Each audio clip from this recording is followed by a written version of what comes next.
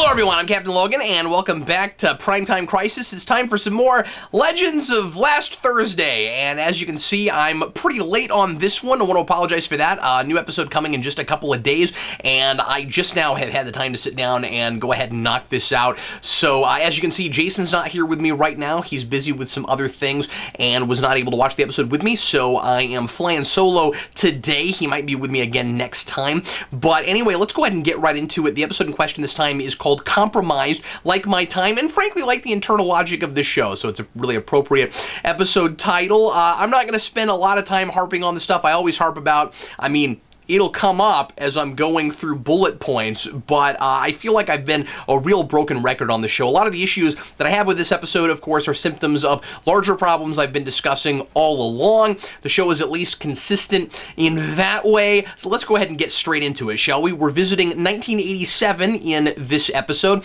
and we've got Damien Darhk at first looking like he's trying to mess up the famous meeting between President Reagan and Gorbachev, and it turns out that he actually has even another plan. He's got a secret alliance with the KGB, and he's doing your kind of standard meeting with the bad guy in the park thing.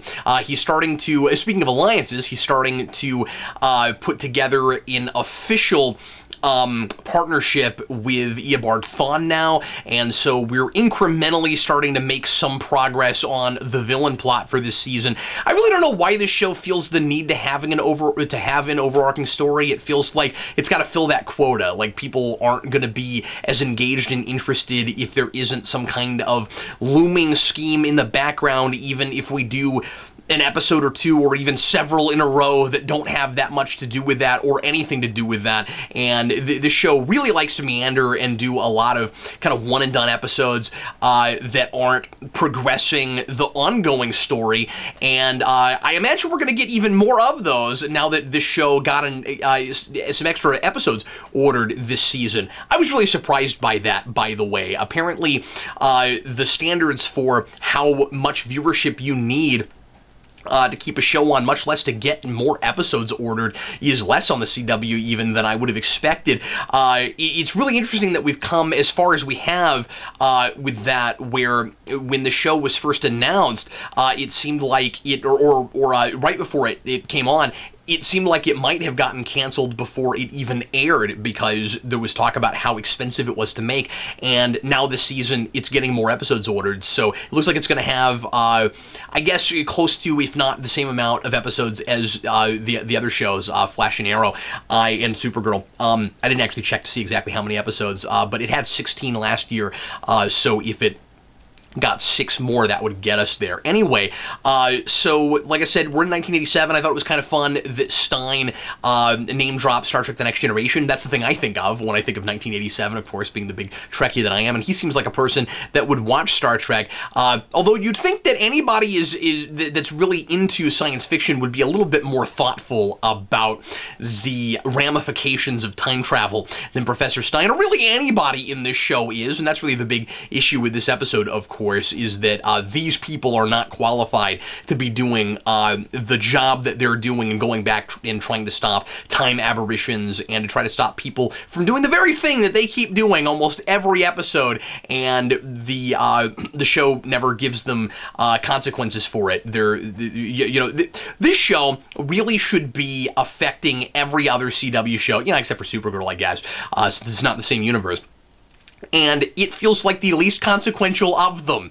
And we are constantly doing things that should be ruining all of history, and everybody winds up in the same place that they did in the first place because the script says they do, except for little token things every now and again, and we're doing that with Flashpoint also, where we kind of cherry-picked a few kind of minor things that we messed up. And I guess moving down the road, we're going to discover more things in Flash, and I don't want to get into Flash here, that Barry Allen messed up when he created the Flashpoint universe, but it's kind of but it's really goofy how little was affected by that, and how even less has been affected by, I don't know, taking out a Shogun warrior, messing with the Civil War. I guess we didn't do as much there, but anyway, that's all kind of nonsense. So speaking of Stein, there's a little bit here that I thought was really strange, where he doesn't know who Doc Brown from Back to the Future is. I kind of appreciated that we weren't doing too many time travel pop culture references in this show for a while. Now we've been doing more of them. We've had at least 2 or 3 Back to the Future references this year, and one of them came from Stein a few episodes back. Maybe it was even the first or second episode of the season. No, it was when we went back to World War II the second time, I think in a row, and he was pretending to be a famous singer. And he makes up a Back to the Future reference when he's on stage and quotes Marty when he's saying Johnny Be Good. So I guess based on his not having seen that movie here, that's just a thing he also thought to say, and he wasn't actually quoting Back to the Future. Okay, weird. Anyway, moving right along.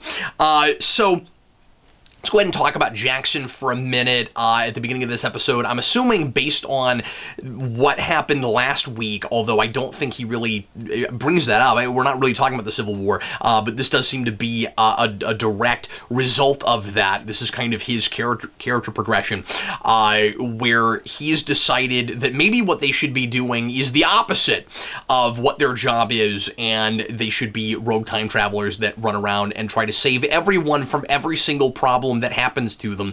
Stein says, well, that would be playing God. There's a reason that we're trying to stop the aberrations. We're timeline protectors, and where exactly do you draw the line anyway? I mean, at least at least they have that argument, but Jackson is way too oversimplified in his thinking. I don't know where you would draw the line. I don't know how far back you would go if you're trying to. And of course, these people already are constantly going to different time periods, deciding that that whoever it is that is in trouble and wasn't saved the first time around in the timeline should be saved this time just because they care about them. So now it's an extenuating circumstance. These people don't have the temperament to be doing the job they're doing, and I don't like how oversimplified Jackson's thinking is with that, unless it were to be a thing that led him to become a supervillain, you know, like if he snapped. But these characters, as I've said a lot, are such cartoon characters that it doesn't seem like he snapped. It seems like this is just normal Jefferson Jackson. That's unfortunate. You know, we could have an interesting argument. You know, he could have a whole plan. You know, let's go back to antiquity. Let's create a better world starting right away. But he's not thinking about all of the people that wouldn't be born based on butterfly effect if you try to create a utopia. He's not thinking about people's relationships that he cares about, the people that he's on the ship with that would maybe never get married like Stein, or would not have siblings like Sara, or would never be born in the first place if you start monkeying with things decades or centuries or millennia early. It's ridiculous that he's not thinking about those things. And again, if he were just kind of snapping and losing it, I could maybe appreciate that, you know, based on what he went through in the Civil War last time. But that's not really what we're seeing, and this show is not smart enough to pull a thing like that off. I wish that's where we were going with it, if he's got to be that. The whole agree to disagree thing, it really bothered me. Okay, so moving along, he has fundamental issues with the morality of what they're doing, and continues to stay on the ship. Why? I mean, remember that he was drugged by Stein to be there in the first place, and the only reason they're both there is because Jackson decided eventually that it was for a good cause, and that he should be be part of this thing, and he wanted to be a part of something great, and now he's questioning whether or not they should even be doing this. So he should be electing to leave, I think, based on stuff he says here. But everybody's oversimplified. You look at Sara this episode.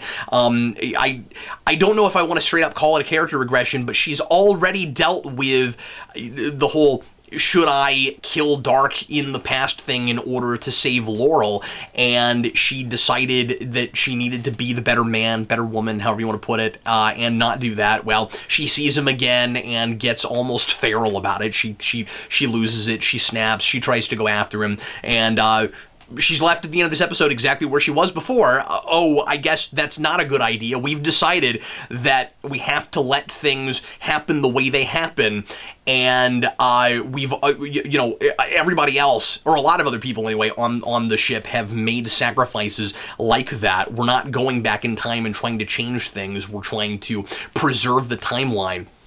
Except for when we're not, except we change the timeline all the time, but luckily, thanks to plot armor, it doesn't actually affect anything. So anyway, I didn't care for that. I totally understand that it would be difficult for her to deal with Dark, but I hope this is the last time that she just loses it and runs after him again, because she's already devoted herself to this ideal, and she has that argument with Jackson at the beginning. And of course, he talks about it when she runs off half-cocked like that, like she's being like she's contradicting her own morality, of course. But I don't buy that she's doing that. It feels like it feels like an obligatory TV thing, forcing drama. She's got to go after him because she's upset that Laurel's dead, and he's going to do that in the future. And we all knew where this was going to go. Dark and Reverse Flash are kind of fun together. I really resist having, I kind of like where we left them at the end. Let me say that real quick. I like that by the end, Eobard Thawne finishes the explanation from what Dark had already gleaned earlier in dealing with the legends, that in the future he's going to lose. He's going to lose. He's going to kill his own daughter, I think. Spoiler alert for Arrow last season if you didn't see it, but we're building on all that stuff. And that he gets killed. Oliver kills him, and when they disappear at the end, you don't know where they go. And I think that's kind of a fun cliffhanger. Sometimes the show is really good at these kinds of endings that make you want to come back. I'll give it that. It's got that in common with early Arrow, and when they disappear, my guess is it's going to be kind of a Ghost of Christmas Future thing, where he goes ahead and shows him what happens, and then brings him back and tries to get him to prevent that. I think it would be kind of fun to have an episode where we actually go to the season finale from last year's Arrow, and the Legends have to go stop everything. They have to go to make sure that everything happens the way it happened last season. And but the big problem I've got with this, one of the big problems I have with this time travel is, again, there are no rules. And Rory is trying to turn Ray in this episode into Captain Cold and tells him that they have no rules. So I just think it's really amusing that we have that in the middle of a show that itself really has no rules, and it's not self-aware about that at all. But it drives me nuts that whenever we change a thing in somebody's past, it doesn't change where they go. They always end up doing all the things that got them to being on the time ship in the first place, and their recollection is no different, and I don't know why. And so even if you did that, because they never straight up preserve the timeline. It's never, they never make it so that nobody remembers they were there. Nothing like that. It's very Doctor Who, but Doctor Who has kind of built in, sort of, at least kind of loose, built-in internal logic that allows for those kinds of discrepancies, and we don't have that with this show. It's just poor man's Doctor Who. It's almost like this show would not be plotted this way if it weren't for Doctor Who, I guess is the point I'm making. It thinks he can get away with that because there's this other show that where the Doctor will show up in a time period and help people out and leave, and it doesn't destroy the timeline or anything. But their time travel is different, and that's a guy who can only go into his own his own timeline. So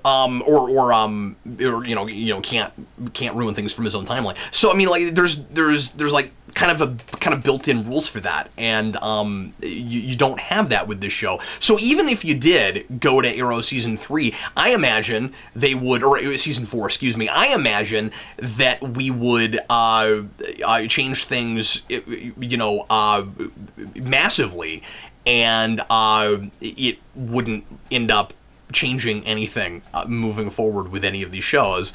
And so, I mean, I don't mean to complain about a thing that hasn't happened yet, but it's just, I'm frustrated because that's what we always do with this show. So speaking of things that we change and it affects or doesn't affect people in the present or the future, just based on whatever the script decides this week, we deal with young Stein again, who remembers older Stein being there in the first place, but I don't think he has those memories. So you could say, oh, okay, this time travel works such that he's outside of time, and as long as he's moving around the time stream and he's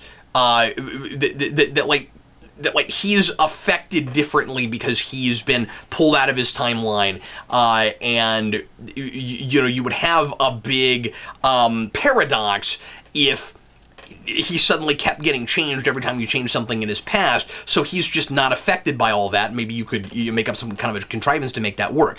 But we don't seem to have that. So we're cherry-picking what actually affects a person and how quickly. I'm constantly complaining about the it takes time to change things thing. Well, once again, we do something instantaneously with no explanation. So young Stein gets stabbed, we've altered time so that Stein is in places he wasn't in the first place when he was around the White House. He apparently, in the first time around, was never in the White House, and now Butterfly Effect has got him in places he wasn't before. Funny how that Butterfly Effect doesn't seem to affect decades into the future in the show. And he gets stabbed by Damien Dark because he finds him in the park talking to the KGB guy. And immediately, Stein also has a stab wound and he falls down. Okay? This isn't like you got killed in the past, you got taken out of the timeline, and you just disappear. This is, he gets stabbed, he has the same stab wound, and then young Stein comes to the ship and gets fixed, and we give them both medical attention and they're both fine. So does that mean if young Stein stubs his toe, older Stein gets his toe stubbed? Or if he burns his hands on the stove? That is preposterous. And again, I know I'm constantly saying the show is a cartoon and it doesn't make any sense, but pick something! How does this show work? How does the time travel in this universe work? We're 5 episodes into a second season, and I still don't know, because the show still doesn't know. So anyway, the other subplot is having to do with Vixen and the effects that her being taken out of 1942 have had on the future. There is no JSA anymore. Things fell apart when she left. Obsidian is the only one left. I really liked the older Obsidian, and I thought it might have been fun if instead of killing him, he got to hang around for a while. It might have been cool to have an elderly superhero, because he's still really capable, and I kind of enjoyed him.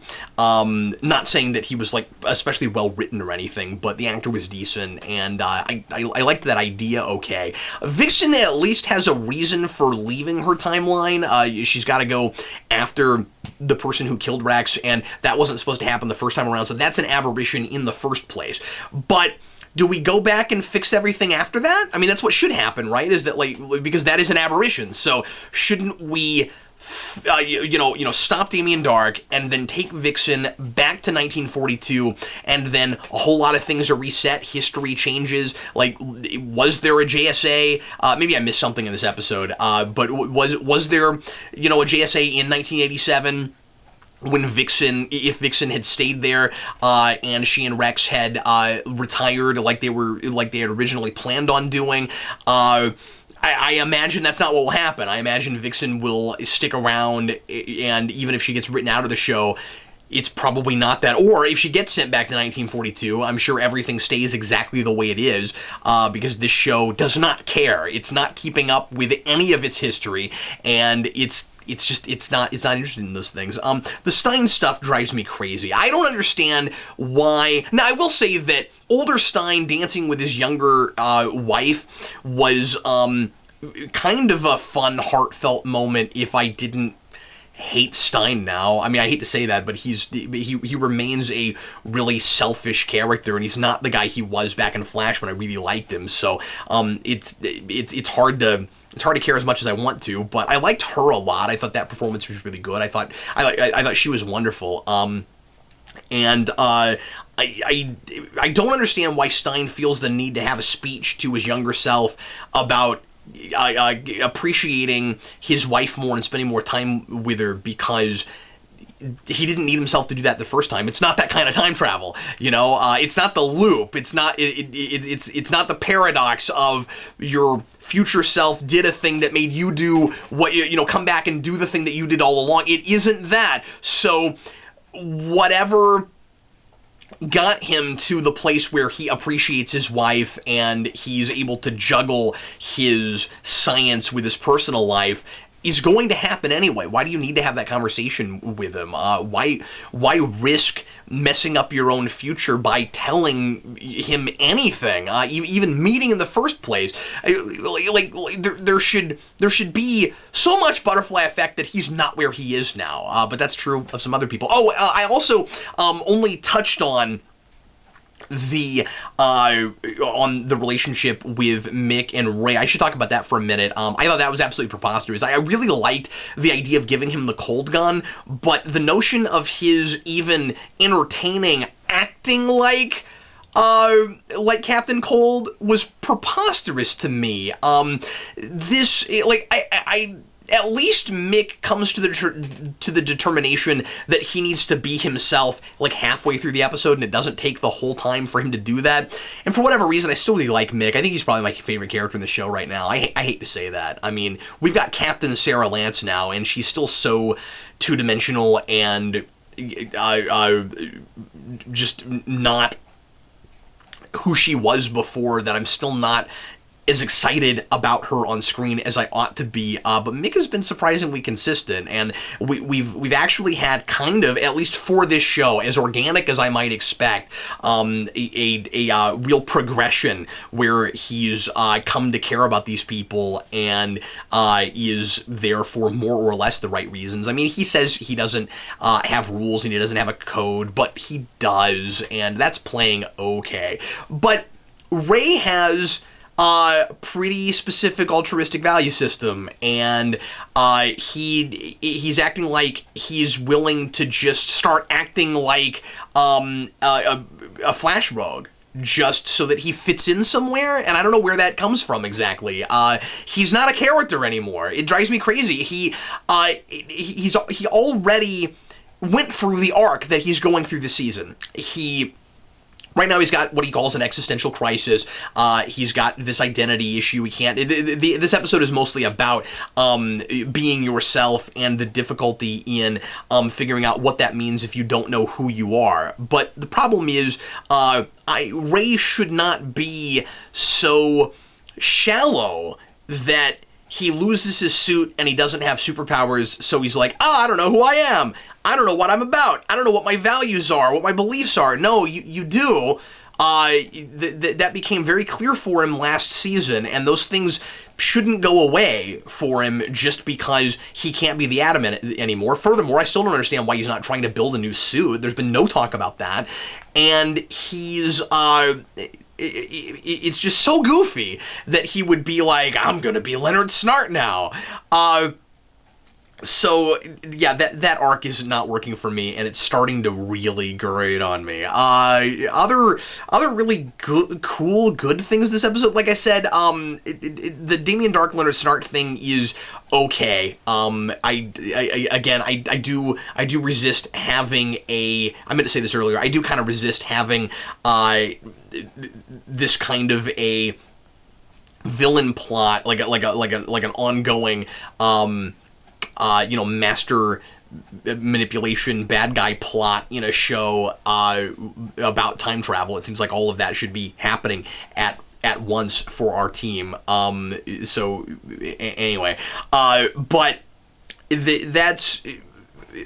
Dark is a two-dimensional mustache twirling supervillain, and at this point, Reverse Flash basically is too. So, I mean, they were made. This show and them were made for each other, so they at least kind of fit here. Okay. There's some pretty cool action toward the end of this. Sara has this spectacular, almost like Black Widow move she does. I think on Damien Dark, maybe it's somebody else. I forget. That was really cool. My favorite things about this show are always surface and aesthetic. Special effects are okay. It was kind of too bad that we couldn't build more of the White House. It was pretty much just kind of big open white rooms. You do a White House episode, you kind of expect to go to the Oval Office. I'm not saying that you necessarily have to, but we've been going to the goofier side of things with the show, so I kind of wish we would steer in that direction, because it just seems like we're better at that than obviously trying to tell a real serious thick story. So it would have been cool to see somebody play Reagan. Since we had somebody do Einstein this year, and we always go to the big, obvious, major historical players. So I kind of expected Reagan and was a little bit let down that we didn't get to see that. But anyway, so obviously still pretty down on the show. Sorry to say, it's entertaining in its way. It's got its moments, I suppose, but it remains. Really insulting to your intelligence. Anyway, thanks a lot for watching. Sure appreciate it. We'll see what this madness is like in a couple of days. And in the meantime, I'm Captain Logan, and see you again with some more Primetime Crisis coming up soon, starting with Gotham.